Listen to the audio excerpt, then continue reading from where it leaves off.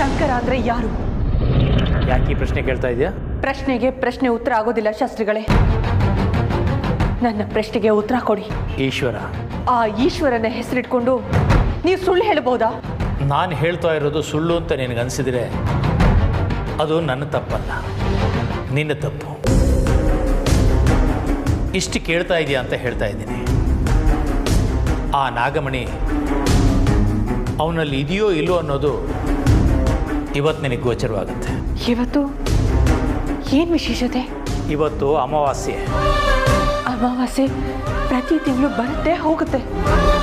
ಇವತ್ತಿನ ಅಮಾವಾಸ್ಯೆ ತುಂಬ ವಿಶೇಷ. ಯಾಕೆ ಅದು ನಿನಗೆ ಗೊತ್ತಿಲ್ವಾ? ಗೊತ್ತಿರಬೇಕು. ಸ್ವಲ್ಪ ನೆನಪು ಮಾಡ್ಕೋ.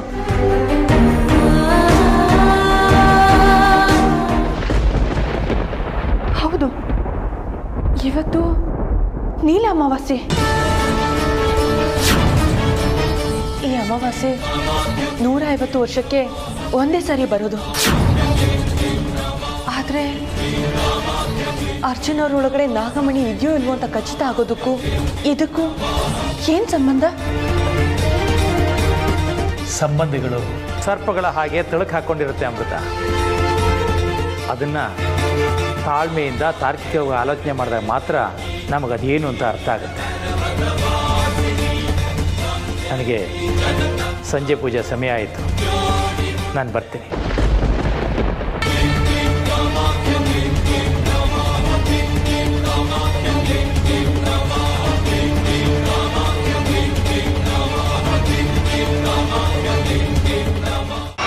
ವಿಷ್ಣು, ಇವತ್ತೇನು ಗೊತ್ತಾ? ಅಮಾವಾಸ್ಯೆ ಬಾಬಾ. ಬರೀ ಅಮಾವಾಸ್ಯೆ ಅಲ್ಲ, ನೀಲ ಅಮಾವಾಸ್ಯೆ. ಅಮಾವಾಸ್ಯೆಗಳಲ್ಲಿ ನೀಲ ಅಮಾವಾಸ್ಯೆ ಅನ್ನೋದು ಇದೆ ಅನ್ನೋದು ಇವತ್ತೇ ನನಗೂ ಗೊತ್ತಾಗಿದ್ದು ಬಾಬಾ.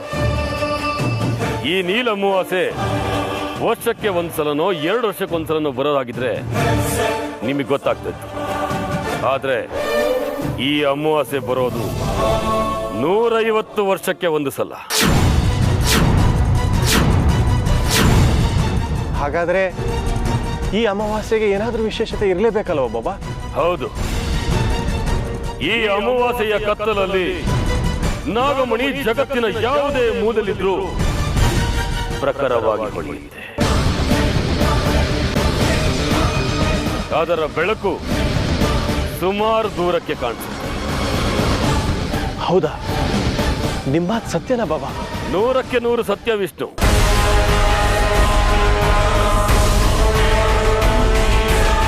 ಅಮೃತ ಅರ್ಜುನ್ ಜೊತೆ ಇರೋದ್ರಿಂದ ಅವನಲ್ಲಿ ನಾಗಮಣಿ ಇದೆ ಅನ್ನೋ ವಿಷಯ ಗೊತ್ತಾಗಿ ಹೋಗುತ್ತೆ. ಒಂದು ವೇಳೆ ಗೊತ್ತಾದ್ರೆ ಅವಳು ನಾಗಮಣಿ ಸಮೇತ ಅರ್ಜುನ್ನ ಕರ್ಕೊಂಡು ತನ್ನ ಲೋಕಕ್ಕೆ ಹೋಗೋದಕ್ಕೆ ತಯಾರಿ ನಡೆಸ್ತಾಳೆ. ಹಾಗೇನಾದ್ರೂ ಆಗೋದ್ರೆ ನಮ್ಮ ಇಷ್ಟು ವರ್ಷದ ಶ್ರಮ ಕನಸು ವ್ಯರ್ಥ ಆಗೋಗುತ್ತೆ. ಅದಕ್ಕೆ ಹೀಗೇನ್ ಮಾಡೋದು ಬಾಬಾ? ಮಂತ್ರಕ್ಕೆ ತಿರುಮಂತ್ರ ಇದ್ದೇ ಇರ್ತಿರುದ್ರ. ನಾಗಿಣಿ ಅಂತ ಸಾವಿರಾರು ಹಾವುಗಳನ್ನ ಬಂಧಿಸಿ ಅದನ್ನ ಪಳಗಿಸಿರೋ ನಾನು. ಅಂಥದ್ರಲ್ಲಿ ಈ ನಾಗಿಣಿನ ಹೇಗೆ ತಡಿಬೇಕು, ನಾಗಮಣಿನ ಹೇಗೆ ವಶಪಡಿಸ್ಕೋಬೇಕು ಅಂತ ನನಗೆ ಗೊತ್ತಿಲ್ವಾ? ಅದಕ್ಕೆ ನೀಲ ಅಮಾವಾಸ್ಯೆ ಶುರುವಾಗೋದಕ್ಕೆ ಮುಂಚೆ ನಾನೊಂದು ಹೋಮವನ್ನು ಮಾಡಿ ಅವಳ ಶಕ್ತಿಯನ್ನೆಲ್ಲ ಪೋಷಣ ತಗೊಂಡು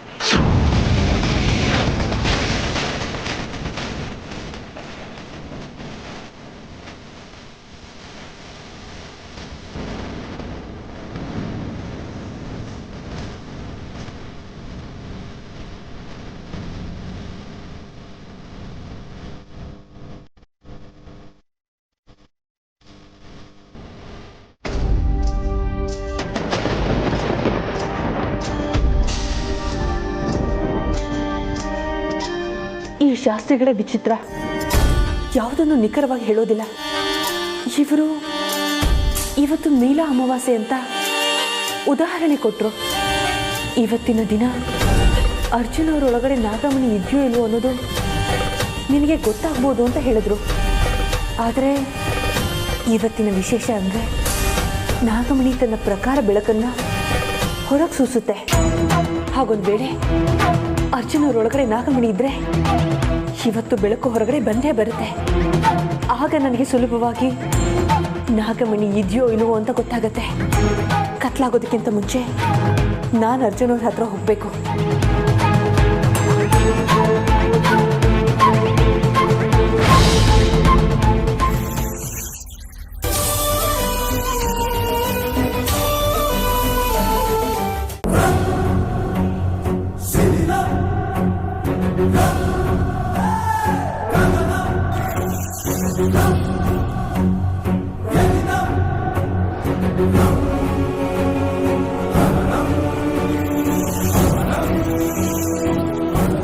ಜೈ ಮಹಾಕಾಲ.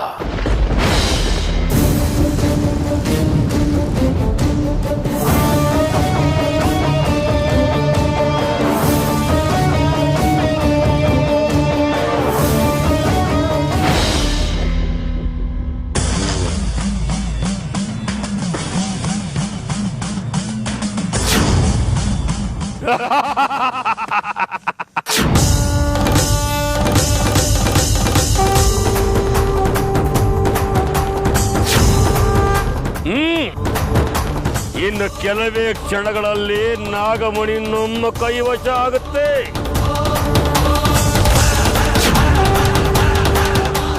ಅರ್ಜುನ್ ನಮ್ಮ ಕಡೆನೇ ಬರ್ತಾ ಇದ್ದಾನೆ. ಬಾಬಾ, ನಿಜವಾಗ್ಲೂ? ಸತ್ಯವಾಗ್ಲು. ಅರ್ಜುನ್, ನಿನಗೆ ಪೂರ್ಣ ಕುಂಭ ಸ್ವಾಗತ ಕೋರೋದಕ್ಕೆ ಈ ಭೈರವ ಬಾಬಾ ತುದಿಗಾಲಲ್ಲಿ ನಿಂತಿದ್ದಾನೆ. ಬಾ.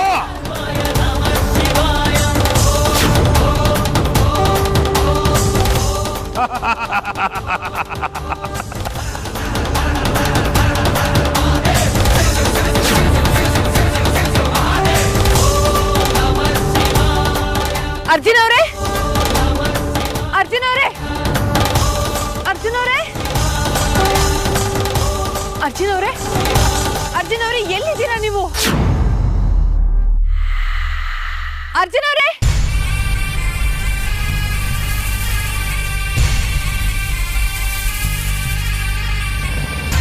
ಅಯ್ಯೋ, ಈ ಅಮಾವಾಸ್ಯೆ ಕತ್ಲೆ ಕವಿಯೋದ್ರೊಳಗಡೆ ಅರ್ಜುನ್ ಅವ್ರ ಜೊತೆ ಇರಬೇಕು ಅಂತ ಅವಸರವಾಗಿ ಬಂದೆ. ಆದ್ರೆ ಈಗ ನೋಡಿದ್ರೆ ಕತ್ಲೆ ಆಗೋಯ್ತು. ಅರ್ಜುನ್ ಅವರು ಕಾಣಿಸ್ತಾ ಇಲ್ಲ.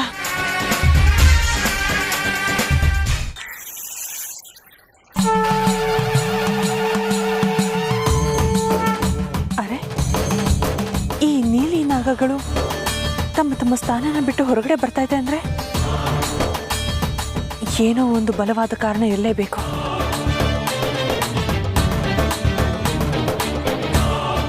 ಅರ್ಜುನ್ ಅವರೇ,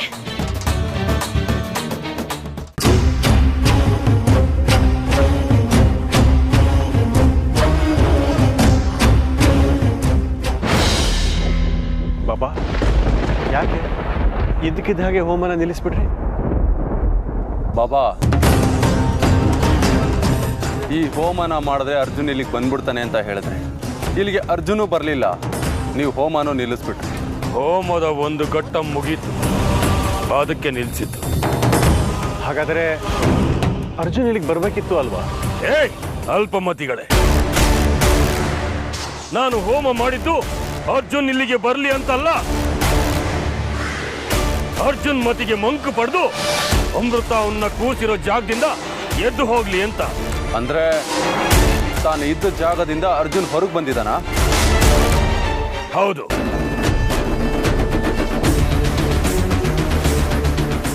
ಆದರೆ ಮುಂದೆ ನಾಗಿಣಿ ಅವನನ್ನ ಹುಡುಕೋದಕ್ಕೆ ಮುಂಚೆ ನಾವು ಅವನ್ನ ಹುಡುಕಿ ಅವನು ಒಳಗಿರೋ ನಾಗಮಣಿನ ಹೊರಗೆ ತೆಗಿಬೇಕು. ಇವತ್ತು ನೀಲ ಅಮಾವಾಸ್ಯೆ, ನಾಗಮಣಿಯನ್ನ ಹೊರಗೆ ತೆಗೆಯೋದಕ್ಕೆ ಪ್ರಶಸ್ತವಾದ ದಿನ. ನೀವಿಬ್ರು ನನ್ನ ಜೊತೆ ಬನ್ನಿ. ಜೈ ಮಹಾಕಾಲ. ಬಾಬಾ,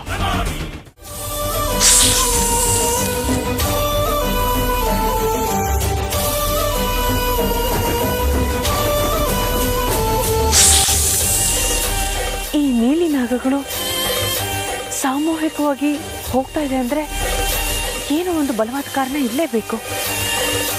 ಎಲ್ಲಿಗೆ ಹೋಗ್ತಾ ಇದ್ದಾವೆ?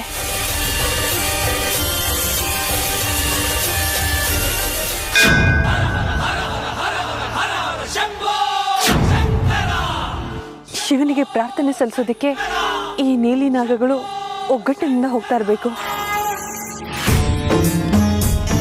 ಪರಮೇಶ್ವರ, ನನ್ನ ಅರ್ಜುನ್ ಅವರು ಆದಷ್ಟು ಬೇಗ ಸಿಗೋ ಹಾಗೆ ಮಾಡಪ್ಪ. ಅರ್ಜುನ್ ಅವರೇ, ಅರ್ಜುನ್ ಅವರೇ,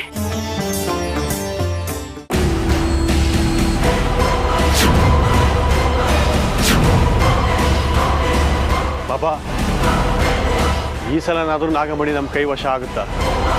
ನಂಬಿ ಕೂಗಿದ್ರೆ ಆ ಮಹಾಕಾಲನೇ ಓಡೋಡಿ ಬರ್ತಾನೆ. ಅಂಥದ್ರಲ್ಲಿ ನಂಬಿ ಪ್ರಯತ್ನ ಪಟ್ರೆ ನಾಗಮಣಿ ನಮ್ಮ ವಶ ಆಗೋದಿಲ್ವಾ? ಬಾಬಾ, ಈ ಮಾತನ್ನ ನೀವು ಹೇಳ್ತಾನೆ ಇದ್ದೀರಾ, ನಾವು ಕೇಳ್ತಾನೆ ಇದ್ದೀವಿ. ಹಿಂದಿನ ಪರಿಸ್ಥಿತಿಗಳೇ ಬೇರೆ, ಇವತ್ತಿನ ಪರಿಸ್ಥಿತಿನೇ ಬೇರೆ. ನಿಮ್ಮಷ್ಟೇ ಆತುರ ಕಾತುರ ನನಗೂ ಇದೆ. ಆದ್ರೆ ಸಹನೇನೆ ಸಾಧನೆಯ ಮೊದಲ ಮೆಟ್ಟಿಲು ಅನ್ನೋದನ್ನ ಯಾವತ್ತೂ ಮರಿಬಾರ್ದು. ನಾವು ನಿಮ್ಮನ್ನೇ ನಂಬಿದ್ದೀವಿ. ಹಾಲಲ್ಲಿ ಹಾಕ್ತಿರೋ ನೀರಲ್ಲಿ ಹಾಕ್ತಿರೋ ನಿಮಗೆ ಬಿಟ್ಟಿತ್ತು. ನೀವು ನನ್ನ ಮೇಲೆ ಇಷ್ಟೊಂದು ಭರವಸೆ ಇಟ್ಟಿದ್ದೀರಲ್ಲ, ಅದೇ ನಿಮ್ಮನ್ನ ಕಾಪಾಡುತ್ತೆ. ಬನ್ನಿ ಹೋಗೋಣ.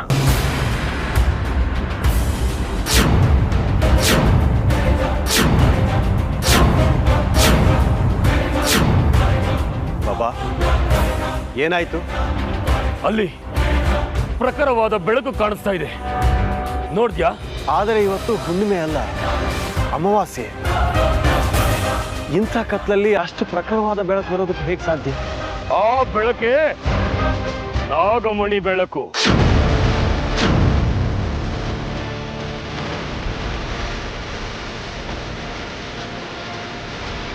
ಬನ್ನಿ, ಇನ್ನು ನಾಗಮಣಿ ನಮ್ಮ ಕೈವಶ ಆದಾಗೆ.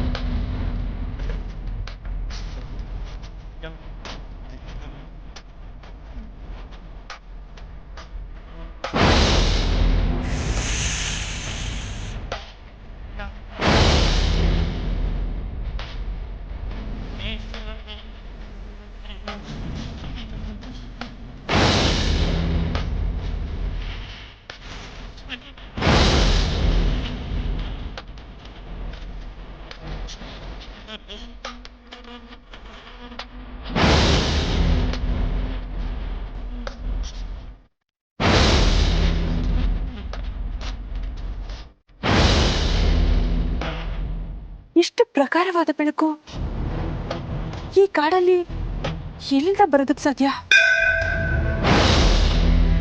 ಇದರಲ್ಲಿ ಯಾವ ಅನುಮಾನನೂ ಇಲ್ಲ. ಇದು ನಾಗಮಣಿ ಬೆಳಕೆ.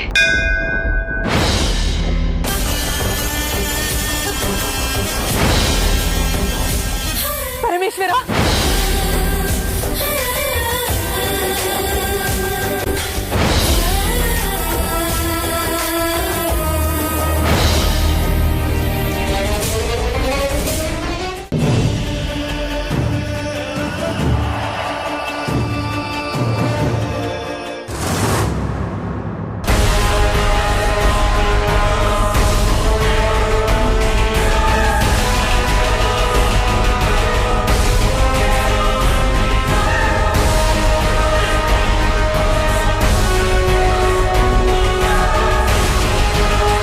ಬಾಬಾ, ಇಂಥ ಸುವರ್ಣ ಅವಕಾಶನ ಕಳ್ಕೊಂಡ್ರೆ ನಮ್ಮಂತ ಮೂರ್ಖರು ಈ ಪ್ರಪಂಚದಲ್ಲಿ ಬೇರೆ ಯಾರು ಇರೋದಿಲ್ಲ.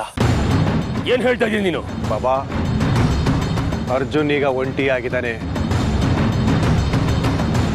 ಅವನನ್ನ ನೋಡ್ತಾ ಇದ್ರೆ ಅವನು ಯಾವುದೋ ಮತ್ತಲ್ಲಿರೋ ಥರ ಕಾಣ್ತಾ ಇದೆ. ಇದೇ ಸಮಯನ ಉಪಯೋಗಿಸ್ಕೊಂಡು ಅವನನ್ನ ಮುಗಿಸಿ ಅವನಲ್ಲಿರೋ ನಾಗಮಣಿಯನ್ನ ನಮ್ಮ ಕೈವಶ ಮಾಡ್ಕೋಬೇಕು ಅಂತೇಳಿ ರುದ್ರ ಹೇಳ್ತಾ ಇರೋದು. ಅದು ಅಷ್ಟು ಸುಲಭದ ಮಾತಲ್ಲ ಬಾಬಾ. ಅಲ್ಲ, ಆಗಲ್ಲ ಅನ್ನೋ ಮಾತುಗಳು ನಿಮ್ಮ ಬಾಯಿಂದ ಬರಬಾರ್ದು. ನೀವಂದ್ರೆ ಏನು? ನಿಮ್ಮ ಸಾಧನೆ ಅಂದ್ರೆ ಏನು?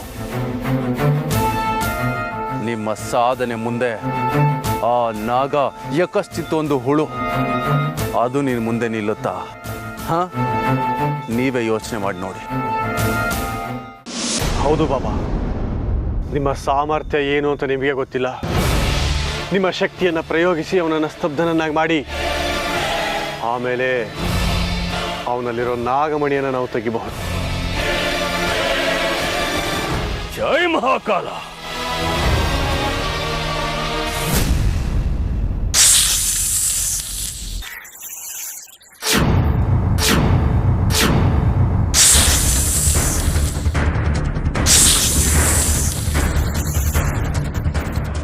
ನಿಮ್ಮ ಮಾತನ್ನ ಕೇಳಿ ನಾನ್ ಕೆಟ್ಟೆ. ಅವು ಪಾತಾಳ ಲೋಕದ ಹಾವುಗಳು, ತುಂಬಾ ವಿಷಕಾರಿ. ನಾವು ಮೊದಲಿನ ತಪ್ಪಿಸ್ಕೋಬೇಕು. ಓಡಿ ಬನ್ನಿ ಬನ್ನಿ. ಬಾಬಾ ಬಾಬಾ ಬಾಬಾ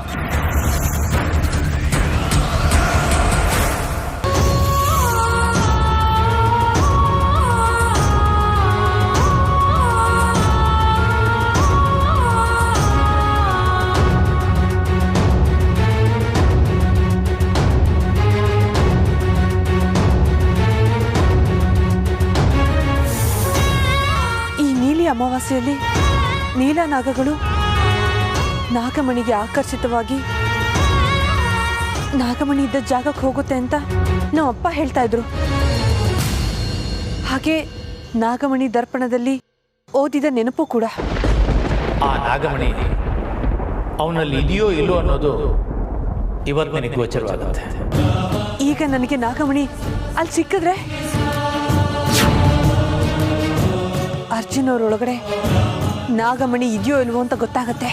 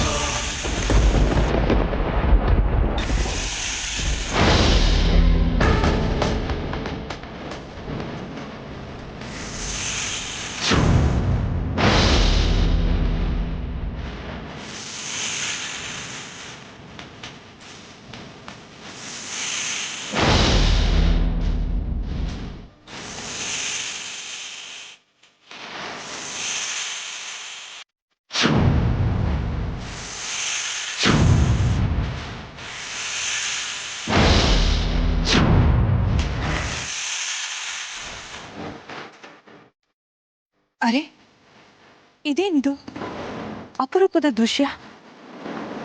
ನನ್ನ ಕಣ್ಣಲ್ಲಿ ನನಗೆ ನಂಬೋದಕ್ಕಾಗ್ತಾ ಇಲ್ಲ. ಒಬ್ಬ ವ್ಯಕ್ತಿನ ಹೀಗೆ ನಾಗಗಳು ಸುತ್ತಕೊಳ್ಳೋದು ಅಂದ್ರೆ ಏನರ್ಥ? ಅದು ಈ ನೀಲ ಅಮಾವಾಸ್ಯೆಯಲ್ಲಿ. ಅಂದ್ರೆ ಈ ವ್ಯಕ್ತಿಯ ಒಳಗೆ ನಾಗಮಣಿ ಇರೋದು ಸತ್ಯ.